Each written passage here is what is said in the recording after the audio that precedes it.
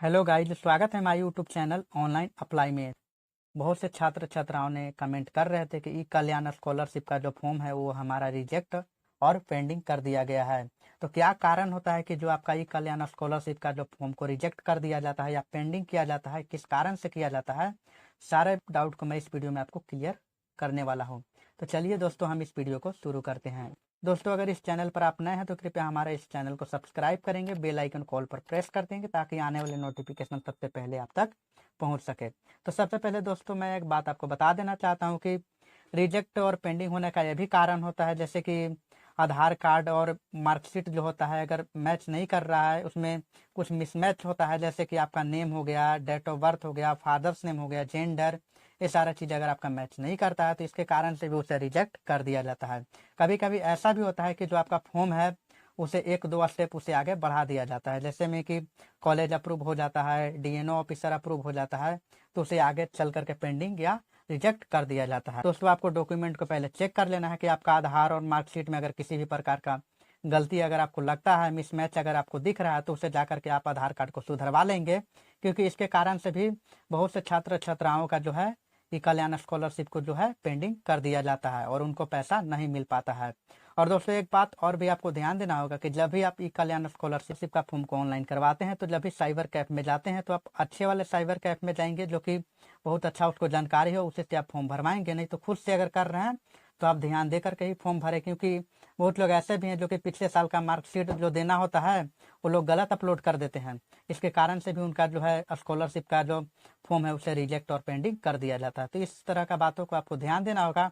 हमारा जो ई कल्याण स्कॉलरशिप का पेंडिंग हुआ है, किस कारण से पेंडिंग हुआ है, आपको स्टेटस को चेक करते रहना है।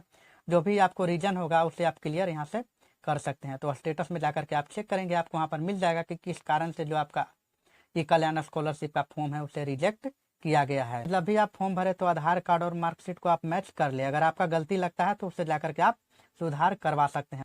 और दोस्तों, एक बात और ध्यान देना होगा आपको कि आपका जो आधार कार्ड है, आपको ये चेक करवा लेना होगा कि आपका जो बैंक के साथ सीडिंग किया हुआ है कि ना, डीबीटी लिंक किया हुआ है कि ना। बहुत छात्र छात्राओं ऐसे भी हैं जिनका कि स्कॉलरशिप का डबल ए अप्रूव हो जाता है, उनका बैंक सीड ना होने के कारण जो उनका पैसा है उनके खाते में ट्रांसफर नहीं किया जाता है और उनका वहीं पर पेंडिंग कर दिया जाता है। बहुत छात्र छात्राओं सोचते हैं कि अप्रूव होने के बाद भी 2-3 महीने 4 महीने हो गए, सबका पैसा आ जाता है, पर उनको पैसा नहीं मिल पाता है।